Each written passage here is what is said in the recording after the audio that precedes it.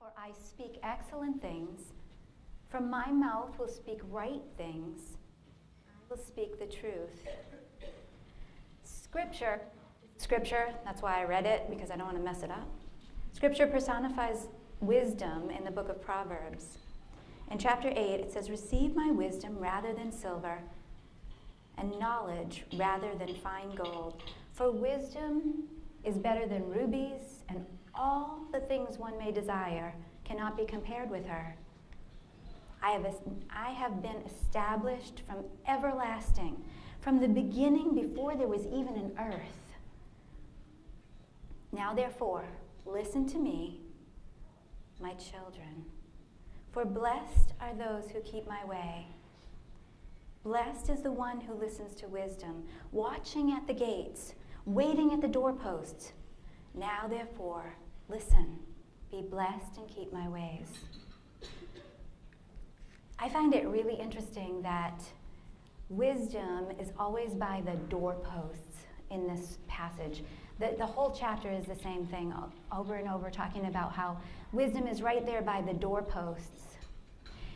And I talked to the people at Clarity numerous times before I came here. And the things that they were doing and all of that, and I prayed numerous times to how we should present tonight and how everything should go. And I found that they were full of wisdom in all the things that they do. And as I'm praying and meditating about what's going on at Clarity, I imagined Jesus being the gate to the sheepfold. We know that he's the door. He's the way, the truth, and the life, right? And I thought, well, Clarity is a hinge. So if you think about a hinge with me for just a minute, there's 3 parts to a hinge. There's the part that holds the door or the gate, and then there's the part that holds the structure, whatever the structure is in the house. It might be the door frame, and it might be a wall or a post. It's the heavy structure that the door will swing on, right? So if Jesus is the door, what would be the structure? It would be the earth that we are living on. And so the third part is the pin, that strong, straight rod that holds the one side to the other. Without the pin, the door can't open. It would fall off the hinge. And Clarity, being the hinge, opens the door to the way of life. But you are the pin. Isn't that awesome to think about? I tried really hard to make an acronym out of it. I like acronyms. Yeah, not so much. I thought like people in the node, because node is another word for knuckle, and knuckle starts with a K, you can't use that, and knuckle really sounds bad. And then I thought people in the node, like that's really goofy. So we'll just ignore that part. I did spend an inordinate amount of time trying to do that. So I just thought I'd share that with you, but it didn't work. So just remember, you're the pin in this situation. So I'm here to talk about my story, and I really wanted to use wisdom, and I'm so grateful that Lori reminded you that my story is really tough. I tell people I have a hard story and a soft voice, so I need a microphone because most people can't hear me. It's true. My story is really hard, and so if you find that it's making you uncomfortable or whatever, as Lori said, there are people that are out there to comfort you. I won't try to keep you from breathing for too long. I do try to break it up a little so that you're not like, it can be rough. Just remember though that you're the pin in this, and I want you to remember that because as I'm talking about my journey in life, I was thinking about the whole idea of a GPS, If you use GPS, you might drop a pin. When you want to go find your car, you leave your car someplace and you go and do your event and then you want to go find your car again, so you drop a pin. If you check in on Facebook, we call it dropping a pin. If you look at a big map, sometimes you're charting a course, you'd pin the different stops that you're going to go in. So in the journey of my life's story has a lot of pins, like you, some very noticeable, but some not noticeable at all. Some I didn't know, I didn't notice, I didn't see them, much like the hinges on the doors to this event venue. We don't see the pin. We might see the hinge, we see the door, but we don't necessarily see the pin. And that's why you're so important, because you're that steady structure that allows clarity to be the hinge to open the door to the community, the door that leads to life. In my life, my mom was 15 years old the first time that he raped her. When she found out that she was pregnant with me, she said, well, we're in it together. Pin. She recognized me as a person right away. There wasn't any question in her mind. She never wanted to go for an abortion. That was not a thing that she thought about. She was my first pin. She recognized me as a person. Even many pro-lifers don't recognize a rape-conceived baby as a person. That's a really hard truth to swallow, isn't it? I'm thro-away immediately, but not to her. She recognized me as a person. He told her that he'd ruined her and that no one else would ever want her and that she should marry him. So she did. She married him. It was 50 years ago. It was not as easy to be an unwed mom as it is today, and she married him. It was during the Vietnam War, so he was away a lot.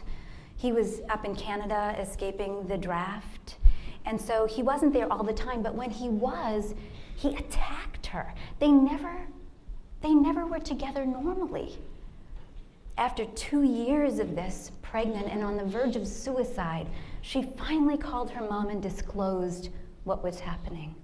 She told her mom all that had gone on. Pin. Her mom took us in. She opened the door to life for us. We moved in with her, and it wasn't easy. She had her own teenagers at the time. My mom had been the oldest, and it was kind of a ruckus and all that. Then my mom went to school, she got some education, she got a job, and then she met a man, and she got married again.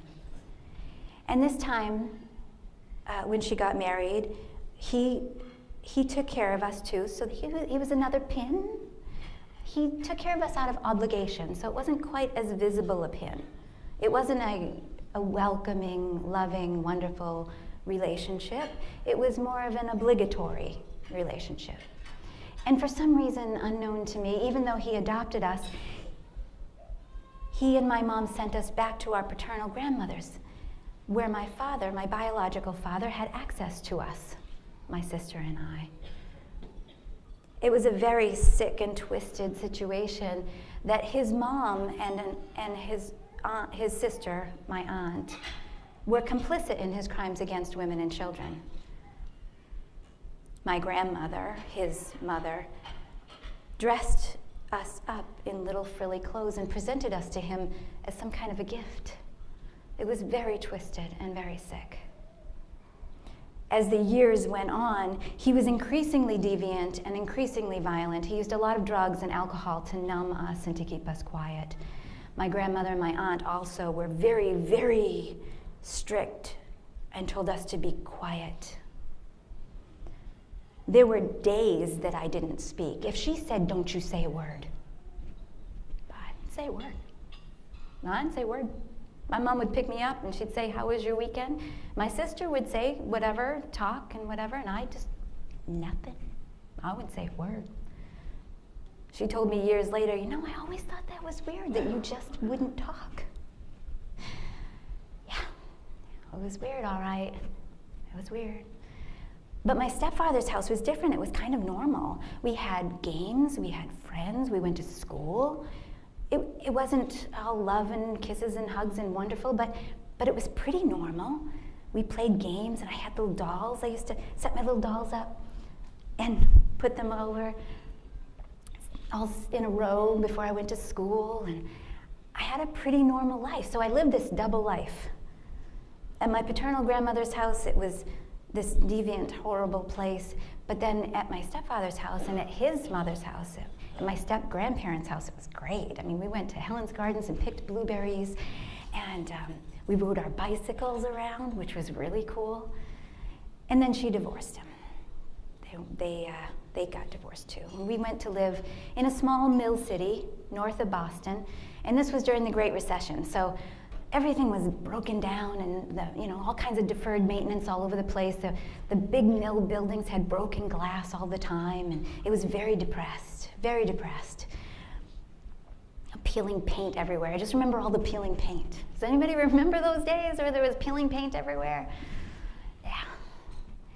So we were very poor because she had an apartment, but she didn't have a whole lot of education. She had a little job, and I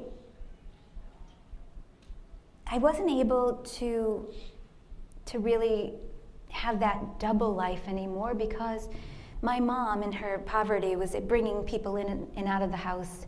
I had an uncle that came, and he walked through all kinds of glass, and I pulled the glass out of his feet and washed his feet from detox, and there was drugs and alcohol and chaos all the time. And so there wasn't any normal life. It was all kind of tumultuous and chaotic all the time now. And then one of her other brothers molested me, and that's when life spun completely out of control. I had this sort of normal life for a little while, and I had this really bad life over here, but now it was all in the same place. It was all right there. I had no place to go.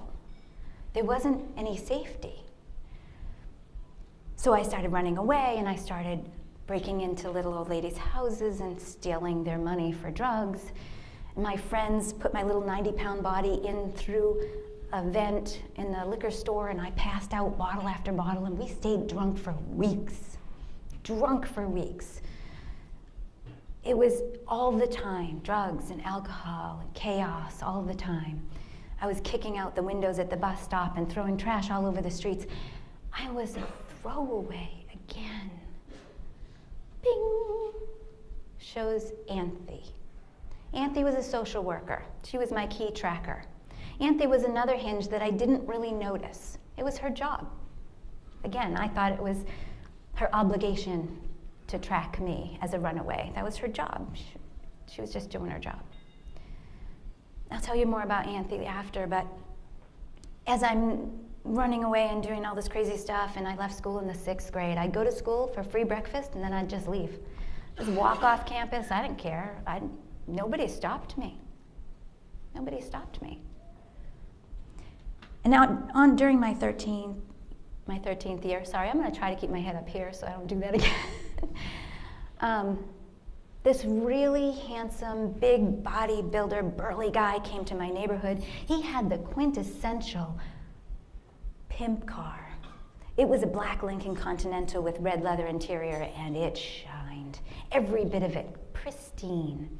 Now, he was a bodybuilder, and he worked out down at the YMCA, but he never stunk like some of the guys did. He always smelled so good, and his hair was jet black and wavy, and it was always shiny. And he was so friendly. He talked to all the kids in the neighborhood. He just came to the neighborhood one day and pretended like and I say pretend now because I know that he didn't really have a friend, but I'm looking for my friend Joe. Oh, well, we don't know anybody like that. Nobody lives there. Oh, so what are you guys doing? What's going on? Did you see the new movie that was out? What do you like for music? What do you like to do? What kind of games do you like to play? He was friendly with everybody. I didn't know I was being targeted. I had no idea I was his target. As the weeks went on, New England, from where I'm from, New Hampshire, is cold like here. So as the fall rolled in, I started getting in his car, and it wasn't long before I was in his bed. After all, that was what I was for in my mind. So he would talk to me every once in a while and say, well, you don't have any boots. Don't you have any boots? You know, winter's coming. You don't have any gloves? Aren't you cold? I'd be like, fine. I'm cool, I'm all set. You know, had my drugs, had my alcohol to stay numb all the time. I got in fist fights with people. I was hot. Angry all the time. All the time. I'm fine. And he started to sort of ease in, hey, if you don't mind, you could do what we're doing here. And I know, I got some friends, they could get you anything you want, anything you need. You need boots, you need gloves. He could help you. I could help you get that. I'm like, no, I'm cool. I have everything I need. I don't need that. Now, on my 14th birthday, my mom and I had been fighting. All that chaos is still going on. She comes home from running some errands, and I go, it's my birthday. It's my birthday. Mom, it's my birthday. And she's like, she looked at me with total disgust. She reached into her pocketbook and she pulled out 2 crumpled dollar bills and she threw them on the table. And I stood there and I was devastated. Now, I know that I didn't deserve anything for my birthday, but then at 14, you still feel like you deserve something for your birthday, right? That's the funny thing about when I think about that time. Every one of us in this room has had that time where they realized, I have to be good enough to be loved. I have to work for that approval. I have to do the right things in order to get my parents' approval or the teacher's approval or my friend's approval. And that was the one thing that stood out to me so strongly yesterday about Clarity. About Clarity Clinic. They love everybody. And they open the door to the way of life, no charge. No charge. You don't have to earn it. You don't have to earn it at Clarity. Isn't that wonderful? God, in His grace and His mercy, reaches down to each and every single one of us and says, you don't have to earn it. While you were yet sinners, Christ died for you. And Clarity exudes that love to the community. They become the hinge that opens the door to the way of life like nothing I have ever seen before. It's wonderful. It's wonderful. Back to my story, I'm 14 and I have realized that I have to earn love. It's not going to just come. I'm feeling pretty worthless. And this man had given me his phone number. He never asked for mine. He was never intrusive. He always seemed to be my friend. So I called him that day, and he sold me to a small businessman from Atkinson, New Hampshire. Very small rural town in New Hampshire. At least as small, if not smaller, than Platteville. His assistant watched, which was kind of weird, but that was okay. Before I actually got to that point,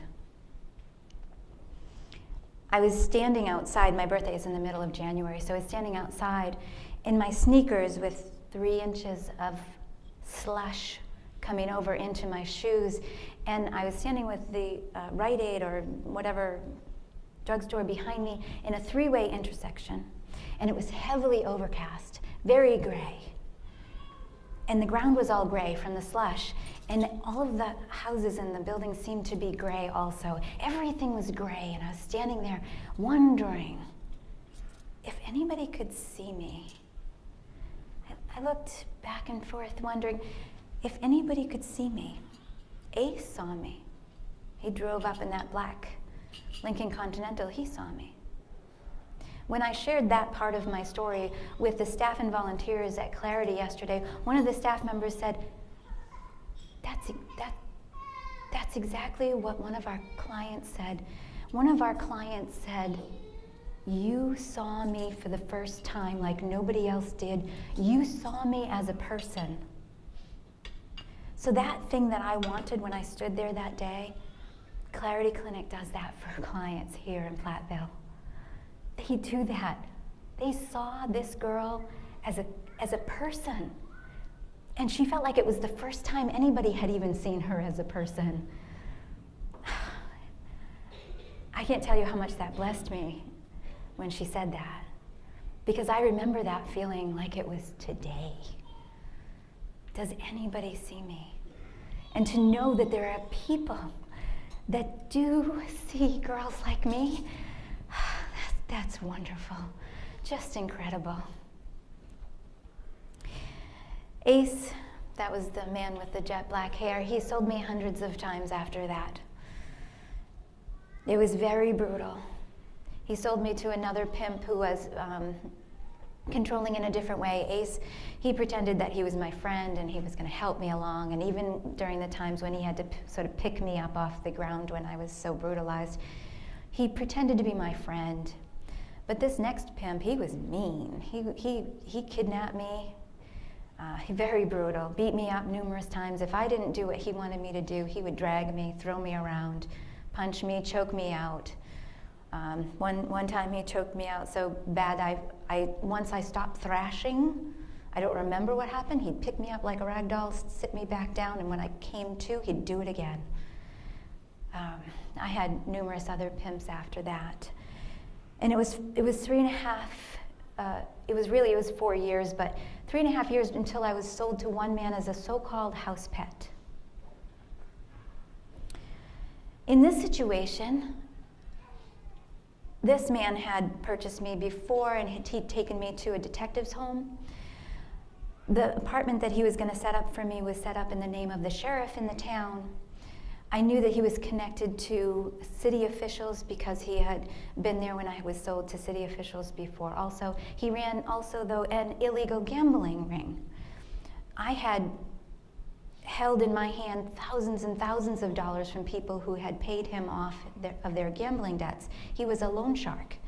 He would pay other people to beat people up, and he was very dangerous, basically. I had a mortgage of a man. This man was so afraid of him, he gave his family home to him because he lost in gambling. That's how dangerous this man was. So I was sold to him as a house pet, and I had an apartment. I had dishes and pans. I didn't know how to use them. I didn't know how to cook. I left school in the 6th grade. I had no domestic teaching of any kind. I didn't know, but I had them. I had one of those old couches, some of you may remember, that had the wooden arms on it, but they had the soft cushions that were like velour with a wooded scene or something on them, real soft and squishy, and a kitten. I had a kitten. I got a little job at a pizza store. It seemed like it was almost normal, except for the fact that he was married and he owned me. And whenever he was there, I did whatever he said. He said that if I got pregnant, I would have to have an abortion. It had been 5 years. 5 years of being passed around. 5 years, I'm not gonna get pregnant. I didn't know if I had been pregnant previously, I didn't know it. So I thought, that's okay. I mean, I wanted to be a mom since I was old enough to think what a mom is. But I'm not going to get pregnant. I'll be fine. I'll be fine. I did get pregnant. And when I got pregnant, I was really sick. I didn't know what was wrong with me. I was vomiting all the time for weeks, and I'm like, I'm so sick, and I was really weak. And I went to the doctor and the hospital, and they said, oh, well, you're pregnant. I'm like, no, it can't be. And they're like, yeah, you are. No. And of course, they didn't understand my terror. They didn't know, didn't ask. They said, do you want an abortion? I said, no. I went back to the apartment, and of course, he had been through this before. He knew I was pregnant. So he said, well, you have to have an abortion. I threw myself at his feet. I begged and I cried and I said, no, please don't make me do this. Please don't make me do this. I don't want to do this. Please, I promise I won't tell anyone. I'll go far away. Whatever I need to do, I won't.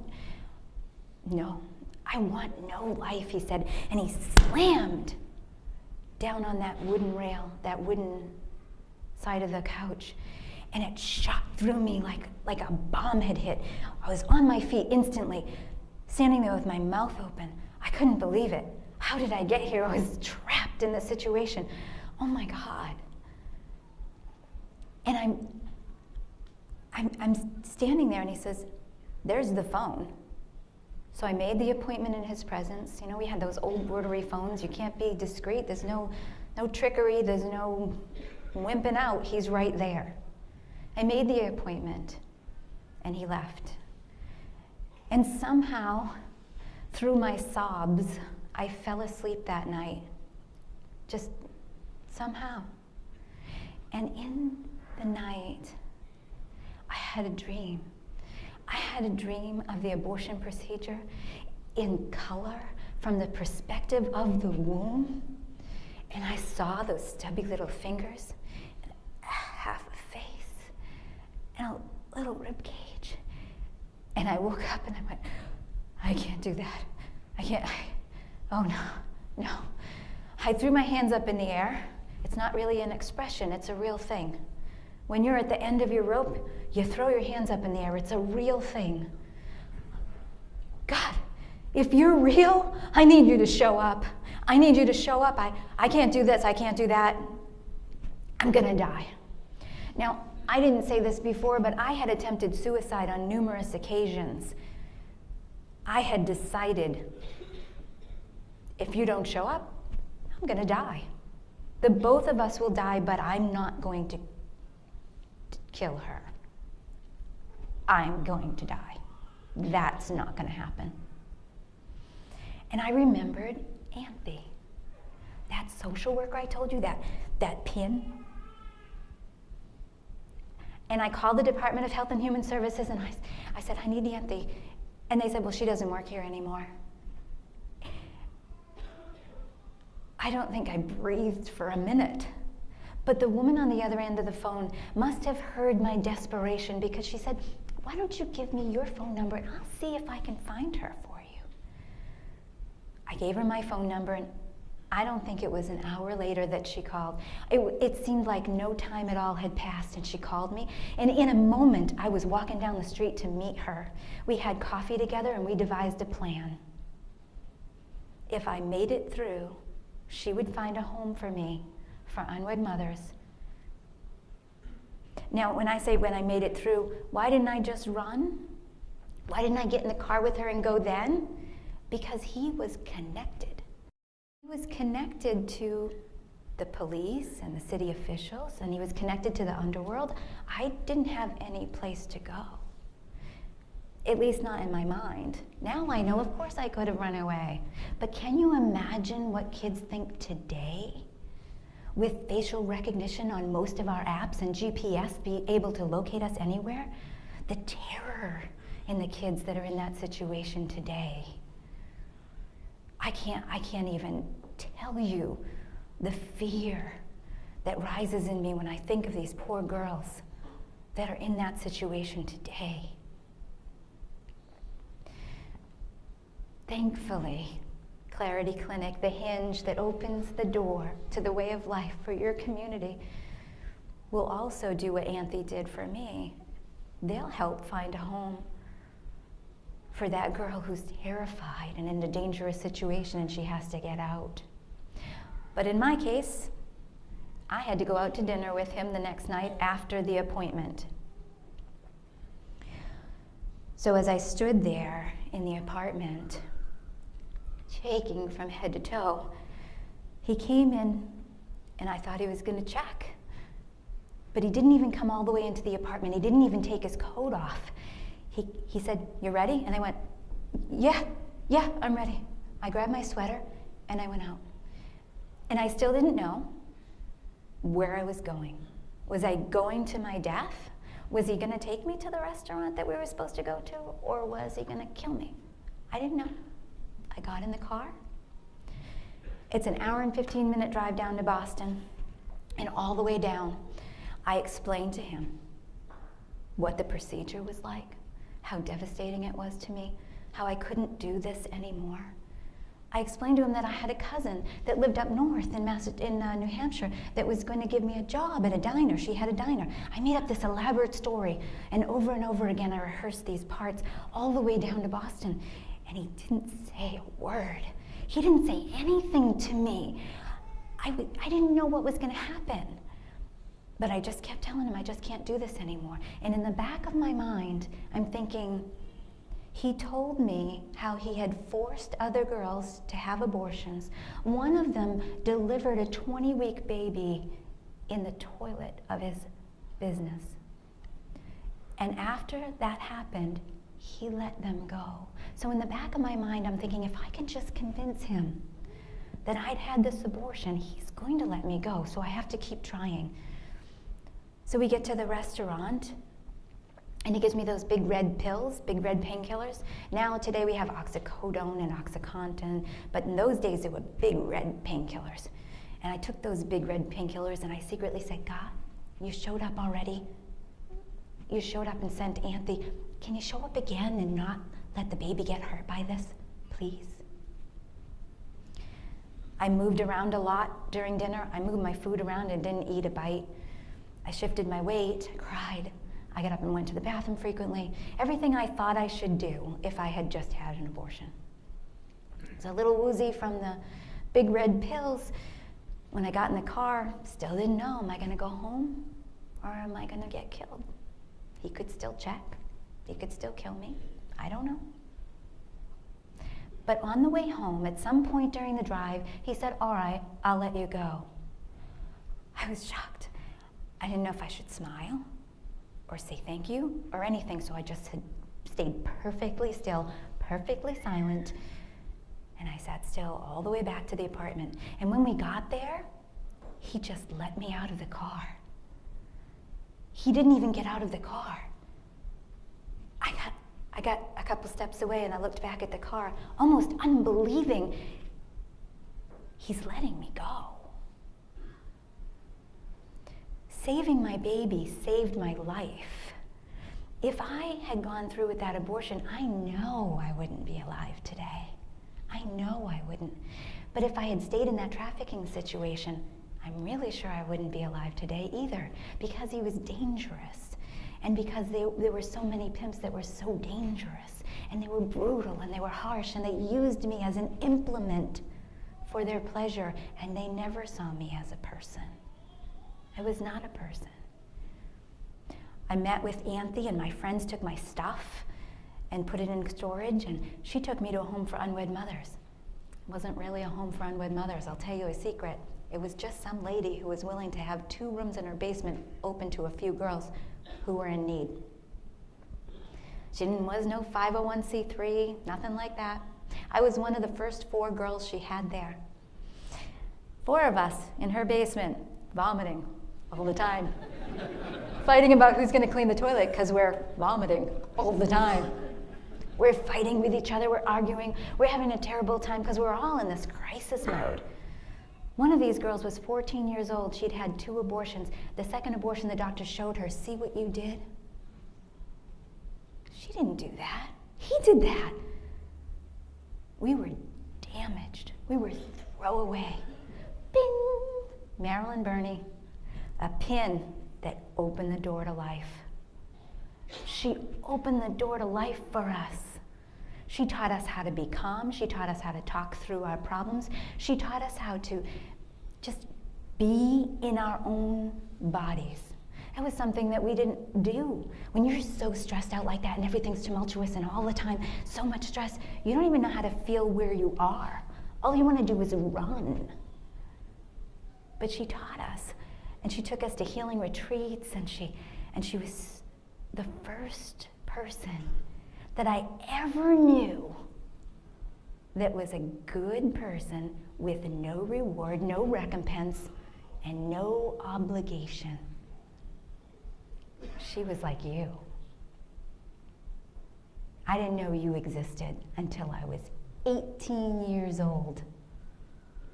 18, can you imagine? I was 18 years old before I knew you existed. When I sat at the table with Clarity and their staff and volunteers yesterday, I was so overcome. I almost cried about 15 times, I swear. To be in the presence of such genuinely good people who would open their hearts, open their minds, open their door to life. I can't tell you what that was like in that place, so full of love, no judgment. Marilyn didn't judge us. She never condemned us. She never pointed a finger. Even when we were being terrible, she said, "Come on over here. You know, when you're having a hard time, you might approach it this way." She taught us how to even talk to each other. It was amazing. I spent a few months with Marilyn, not my entire pregnancy, and I went back to my grandmother's, the same ding pin that had opened the door to life to my mom all those years ago. And I lived with her, and she took care of the baby, and after 2 weeks I went to school to become a certified nurse's aide. I got my GED, I went to nursing school, and I'm happy to tell you that I was able to see Marilyn Burney, the woman who opened her home to me, about 30 years later, and she had an official 501c3, and I got to speak with her staff and volunteers, and I got to speak with her residents, and it was amazing. It was so great, and she was so blessed. I also sent a note to that social worker. Actually, I wrote it about 10 times before I sent one, but I sent one, finally. I had it handwritten, and I really have bad handwriting, but I got it to her, and it ended up going to her mom's. That was her maiden name. And I met with her, and we had a wonderful time together. And then I brought her to the next time I went down to speak at that home for unwed mothers.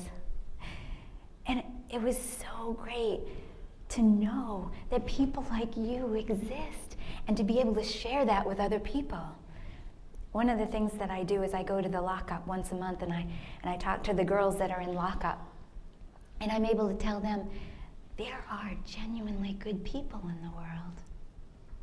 Pin people. That will be the pin in the hinge moments of your life that will open the door to life. I thank you for being pin people. I thank Clarity for being such a hinge. I'm so grateful to all of you. I thank you for being here, and I hope that you'll remember every time you walk through a door that you're a pin. And I don't have an acronym for that, but you're a pin. You're a pin person, and I thank you. God bless you all.